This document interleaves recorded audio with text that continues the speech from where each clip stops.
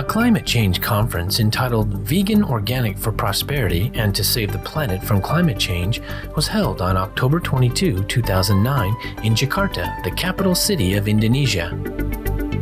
The purpose of the conference was to raise awareness on the grave issues of global warming and the most effective and key solution to halt it in its tracks, the vegan diet.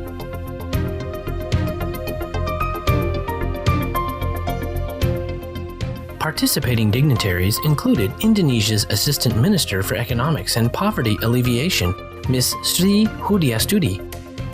Also speaking as presenters were Ms. Kira Jamtani, an associate of the Third World Network based in Bali, Indonesia, Indonesian naval physician Dr. Anton Budiono, and Professor Aras Ananta, senior researcher at the Institute of Southeast Asian Studies in Singapore.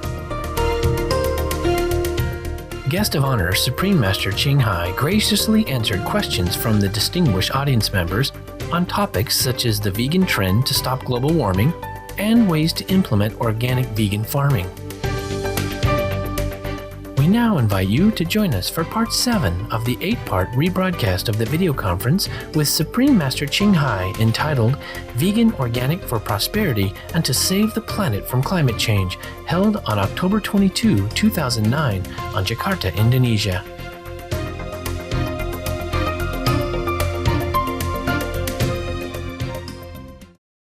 The next question is from Mr. Teguh Wibowo, who is a Red Cross volunteer. Thank you, Madam. Welcome. Welcome. Dear Supreme Master Ching Hai, we have been together with your association member doing some humanitarian mission at disaster area recently. We were very touched and admire the sincerity and enthusiasm of your disciple in helping those people, the victim of natural disaster. They are always enthusiastic and talk they eat only simple vegan food. Our question is, if we shift to vegan or vegan organic diet, will our good humanity side be developed more? Thank you. Yeah, hello. Thank you for doing the good deeds with the Red Cross and helping your countrymen. God bless you. Allah bless you. Thank you for your kind words also about our association members. They're trying to be the best humans that we want to be. And I am glad that you are happy with the stamina and vitality of their vegan nutrition. I also appreciate very much your efforts and those of the Red Cross in offering comfort and aid to those in the most needed hour in Indonesia, and of course for the Red Cross around the world. In answer to your question about whether the organic vegan diet will help develop our good humanity side, yes, of course it will. Meat poisons the body, first of all, and that leads to inevitable disease and heartaches for both the individual and their loved ones, and also because it makes us sick by poisoning our body. Our mind will also be clouded. So we cannot always think straight. We cannot always follow our instinct to be the best human that we want to be. So even from a purely physical perspective, foregoing animal products is a choice of goodness. Consciously turning to veganism for reasons of compassion means that the good humanity side is developed even more. And it's so easy. It's just expanding a little more what you are already doing. In your work for the Red Cross as a volunteer, you offer your free time, your physical aid to care for the people in times of disaster. You give them food and basic necessities with perhaps a kind word, a comforting gesture, and you see that they feel heartened and uplifted with hope to have a strength to continue in such a dire situation. If you were not there, if the Red Cross were not there, maybe they have lost their spirit of fighting. Maybe they would die also of sorrow and hopelessness. So you are saving lives by being there. Well, you just do a little bit more, saving animals' lives, and you'll be perfect. Well, the choice of vegan diet is like doing the same thing with the animals, you see? Same thing with human. You save human lives, give them love, give them help to continue to live. So now we're doing the same with animals. Just leave them, let them live. Only in this case, the so-called disaster site is what we can call the massacre site or mass murder site, where the animals are brutally killed en masse, usually in windowless places where we cannot see, so we don't know what's going on. We don't know how horrible the place inside. We don't know how they're treated. They're screaming, they're dragged alive, they are stabbed, they hang upside down. Every possible cruelty is inflicted upon them. If we don't eat animals' meat, these things will not happen. So we save their lives indirectly. Some animals are shocked electrically to supposedly stun them to no feeling, but this often fails. So they are still conscious while being suspended upside down from a hook, and their throats mercilessly slit, bleeding to death. Some are dragged screaming to their death, while others have been filmed or having their heads crushed by the boots of a human. Imagine, we are civilized people. Even if we do not directly partake in this killing, we are still responsible if we eat the meat or dairy products or even fishes for that matter. Even eggs are being bred very cruelly, very cruelly. Milk, eggs, they're all very cruelly bred. We cannot imagine what cruelty we human inflicts upon the innocent, harmless animal. Even just a little chicks like this, so puffy, so cute, so sweet. I have talked about that in other lectures, in other answers, so I will not want to elaborate further here to make pain in your heart. But we have all this information on the Supreme Master Television and www.suprememastertv.com if you care to look how human treated innocent, harmless, and helpless animals. Okay, even fish, since they are produced with the similar cruel practices as the meat, we should not consume fish. If we engage on any level in the unspeakably inhumane practices of the animal industry, we also carry the burden of the animal's murder. I'm sorry to say, indirectly. We carry the murders, the effect. Scientists find more and more that animals are just like us in feeling pain and even knowing when they are being taken to their massacre. To know for ourselves that this is true, we only need to see pictures showing the anguish of the animal as he or she is led to the final stop in his or her tragically short and horrible life. To deepen our compassion for these and other horrors endured by our endlessly forgiving, loving animal friends. Anyone can watch videos available from www.suprememastertv.com/stop-animal-cruelty. It's all free of charge, free of obligation, free of any string attached. Or you can watch them from organizations such as PETA and the likes, animal protection groups. The animals are not only like us in having intelligence, emotions, and intuition. They are our friends and helpers. So many blessings from heaven come through their very existence. Truly it's like that. Through meditation, through inner knowledge, I understood this, and I'm telling you the truth. We do not kill our benefactors or our friends. Making a vegan choice is thus a true advancement in the evolution and goodness of our humanity. And then we also know that like attracts like. Goodness attracts more goodness. As we share this compassionate truth with others, not only will our own humanity be further uplifted, so will the world's. Thank you very much for your sincere and caring question.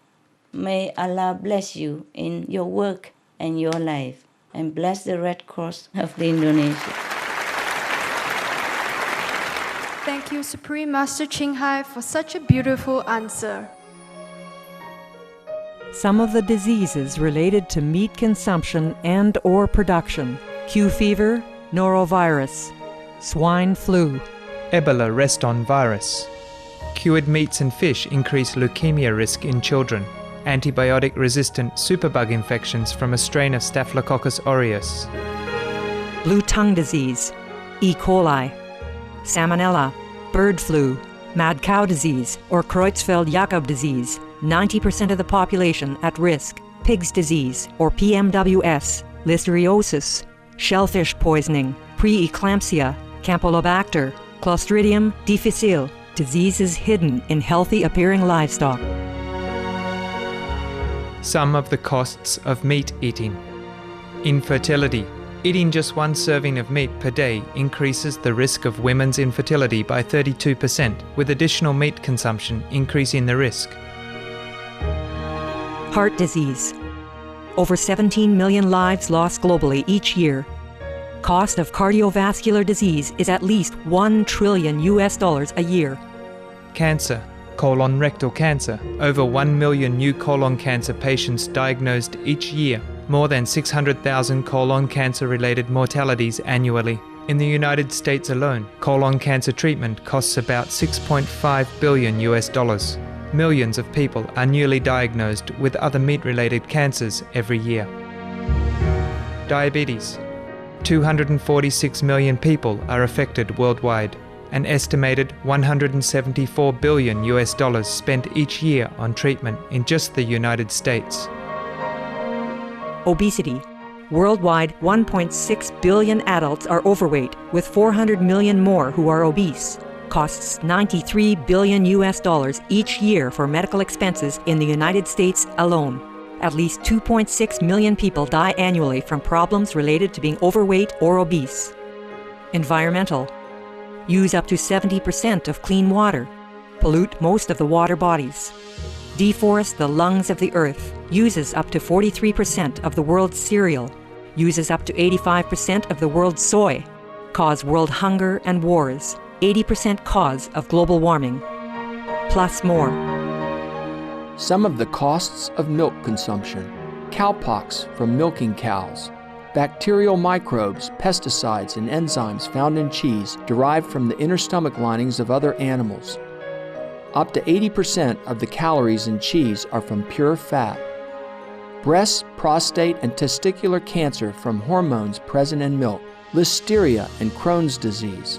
Hormones and saturated fat leads to osteoporosis, obesity, diabetes, and heart disease. Linked to higher incidences of multiple sclerosis, classified as a major allergen, lactose intolerance, plus more.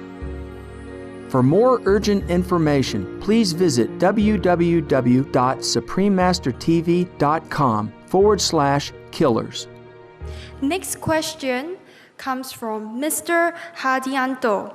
He is an Indonesian travel agent as well as a vegan. Thank you. Wow, happy. Dear Supreme Master Ching Hai, climate change brings new questions to the modern society, from economic development, the increasing standards of living, to luxurious ways of living even for daily activity compared to the earlier ages. All these are now challenged once again by the catastrophic climate change that is believed to be caused by human activity. One phenomenon that is also very contributive to a GHG emission to the atmosphere is the rapid increase in global population. Also, as one of the consequences of increased living standard, the question is, how should we human beings develop? Is there or will there be a limit for this? How should the society be built? Thank you, Master. Thank you, sir. Thank you. It is true that we must be careful of our way of life and try to be more frugal and protective of our precious resources. We should not lose ourselves in the material aspects of life without paying attention to our moral standards and spiritual development as well. This is important also, even more important than material development. Or else we will be in trouble sooner or later. We might even lose everything, including our material development, our lives, and our planet, like we are in the fact facing now. I'm glad to see that you walk the talk because you are a vegan. Thank you. Thank you. The animals, thank you. And you look so handsome and healthy. Can you stand up and let everybody look at you? Turn around. He really look handsome, yes. Look at him, huh? Please don't be shy. You must save the animal at all costs. Now, if we, the human race, develop as a vegan society, and better yet, a spiritual vegan society, there will be no limit to our material development. Because then, sir, we will have the wisdom and the love to propel us on a balanced, straight course of the future, bright future for our planet, our children. If we have the spiritual eye, we will find that past civilizations, both on Earth and other planets, sometimes developed too quickly in the technological sense, but the spiritual development, their store of love was low or empty. And what we see the pattern is that no society can last long if they refuse to sustain the lives of their own members and fellow beings. I mean, include all the beings like animals and trees. Or if they destroy the environment they live in, then that society cannot live long. We can see that also in historical record. Just like the proverb that says, the frog does not drink up all the water in the pond in which he lives, because he needs the water, see? So we cannot destroy the environment and live in it as well. It is not the rapid increase in global population that is the problem, sir. It might contribute, but a little bit. We had enough to sustain everybody. More than that, we have enough food to feed the world thrice over. Right now even, if we don't feed all the food to the animals. Yes, you know that. The real problem is our meat consumption, the tendency of mass killing that we have made a part of our lives, and we look at it as a normal life. It is not normal. It's not normal that we cause suffering to others who has feeling and who shed red blood and call that a food or earn a living. We cannot earn a living or sustain a living by death. Meat consumption is the way of not just cruelty, but of waste on unimaginable, gross scale. To illustrate, let's compare a meat eater to a vegan. One meat eater requires 2 hectares, that's 4 acres of land, to support him. But that same 2 hectares or 4 acres of land could support the healthy lifestyle of 80 vegans. Compare that. Now, let's look at water. A meat eater uses up 15,000 liters of water per day because of the meat diet, which is 15 times as much water as a vegan would use. Because we use a lot of water to raise cattle and to wash them, to clean them, etc. And to water the crops that feed the animals as well. So we use a lot of water just for one piece of meat. Now, there is also a dramatic difference in terms of emissions from the diet. The meat-based diet's emissions is equivalent to driving a car 4,758 kilometers. That is 17 times the emissions for an organic vegan diet, which is equivalent to only 281 kilometers. In other words, an organic vegan diet produces 94% less emissions than a meat-based diet. 94% less emission. So if we just choose a vegan diet, we would save the world in no time. 94% less pollution emission from a vegan diet compared to meat diet. Now, vegans also save immeasurable pollution costs, energy costs, resource costs, disease treatment costs, global warming costs, tax costs, plus the emotional costs related to the sorrow and suffering of the people. That is much more than money or anything we can imagine of. Now added together, the impact of a meat-eating population is just unimaginably huge and wrong. Whereas the impact of a vegan population always comes out to be a tiny fraction of the meat-eaters' terrible impact. So if we don't eliminate meat consumption, we could never reach even a low impact on the environment, no matter what else we do. We must stop the most inefficient, unsustainable, lives-destroying practice of murdering animals and stop it now. Stop it yesterday. The animal meat industry has to go, be it animals from the air, the land, or the sea. Can we imagine, The animals, they just fly in the air. They don't even touch us. They don't do anything to us. We shoot them down. We trap them, drag them home, and eat. We call that food. The fish swimming in the sea, mind his own business. Do nothing harm to us ever. Don't even know us, don't even see us. We net them up, suffocate them, drag them to our table, and we call that food. That fish might have a lot of babies waiting for him. That bird might have a lot of babies waiting for her. And the land animals, they have not been so many.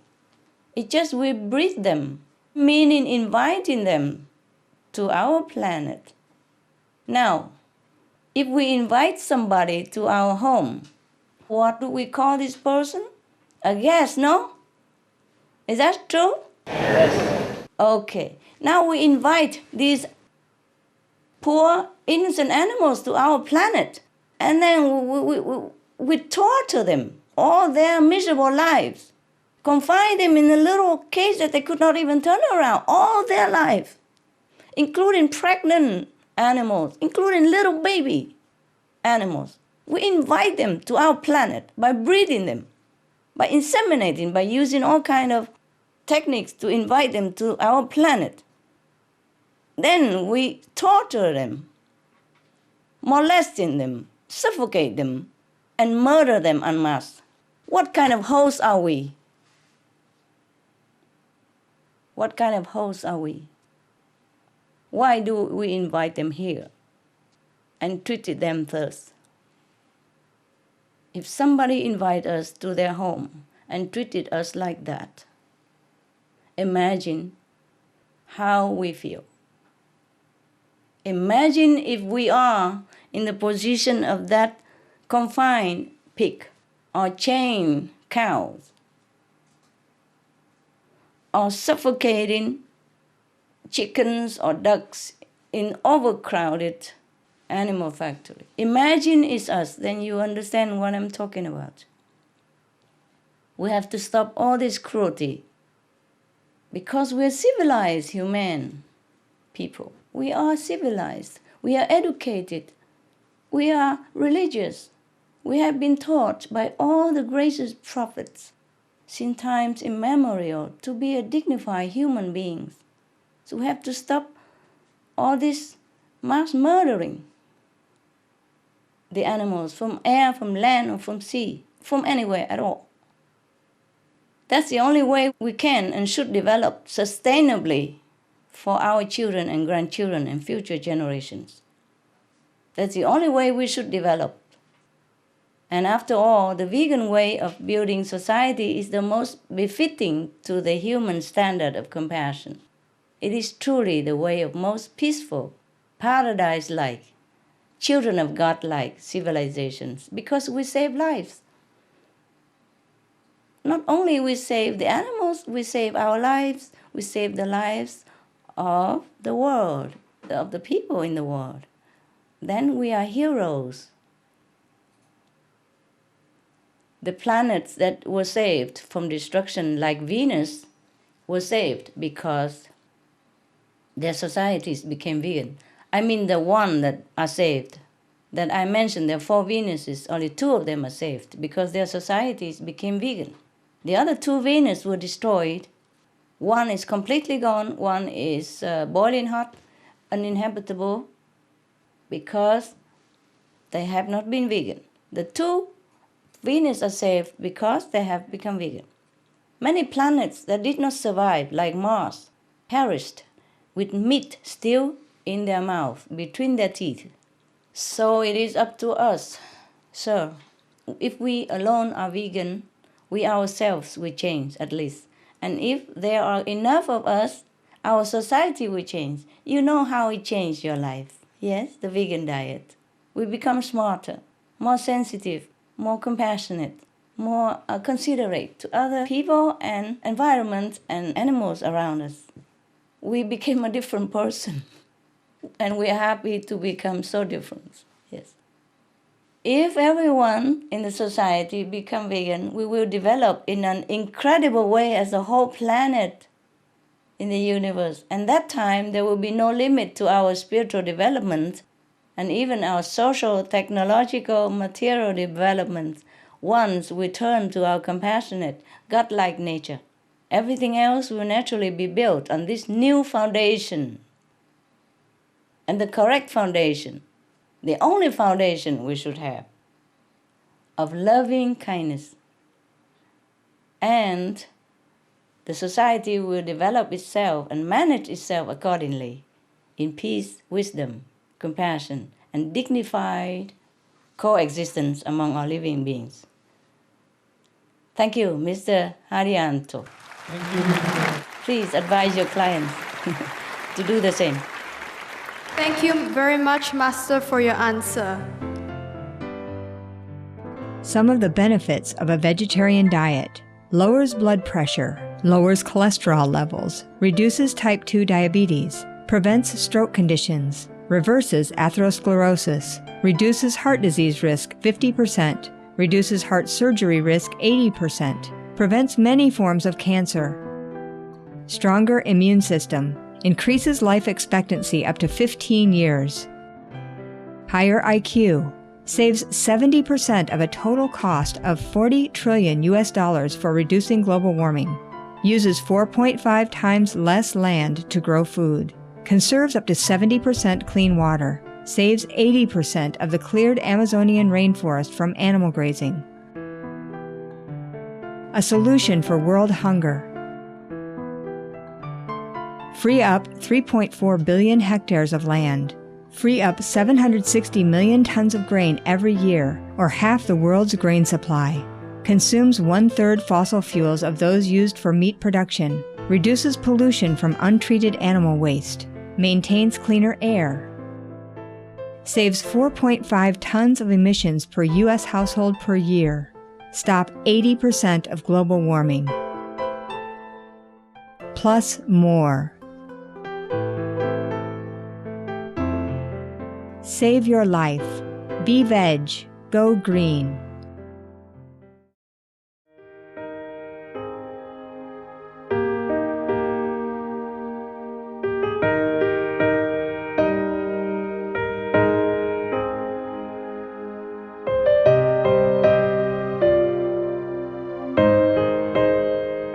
Menurut saya, menjadi vegetarian adalah hal yang baik karena kita bisa mengurangi efek-efek metana yang terjadi di dunia ini yang mengakibatkan banyak perubahan iklim ataupun cause global warming.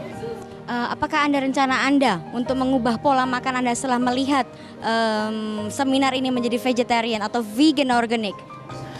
Saya akan berniat melakukan seperti itu karena emang dari sebelum-sebelumnya saya melihat emang hasilnya sangat oke banget. Saya akan mencoba, tapi emang karena jika lahir kita sudah diajarkan untuk makan daging, akan juga susah untuk mengubah kebiasaan itu. Tapi kalau kita mencoba, tidak ada hal yang tidak bisa. Saya Adeline dari Sahabat Alam, be veg, go green, save the planet.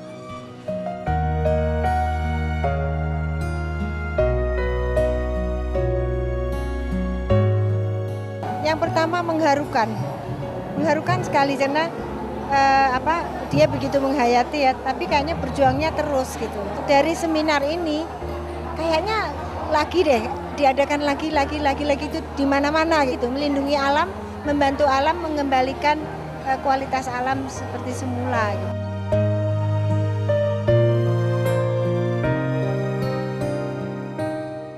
Kayak kita tahu ya bahwa global warming issue itu udah parah banget. It's time for us to start something new gitu yang mudah-mudahan lewat dari sini bisa lebih cepat lagi untuk nanggulangi global warming issue. Saya Vijay Surya dari MTV Insomnia. Saya Vijay Adi dari MTV Insomnia Indonesia. Please be fake, go green, and save the planet.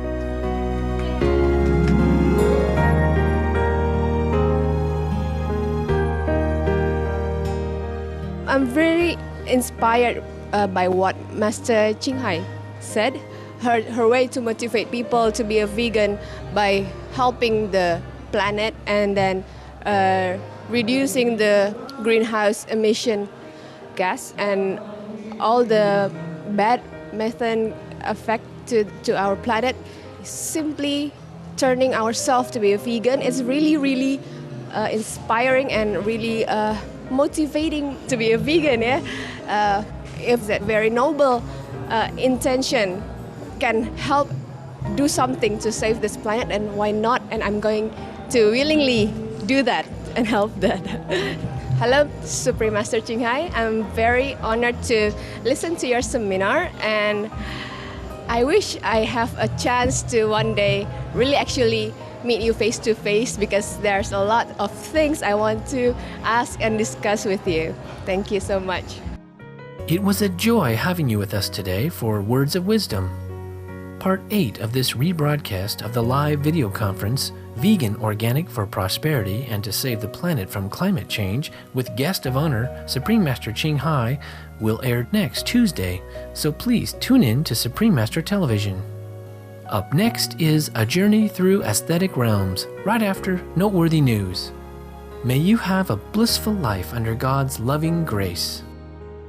For more details, please visit www.suprememastertv.com/WOW.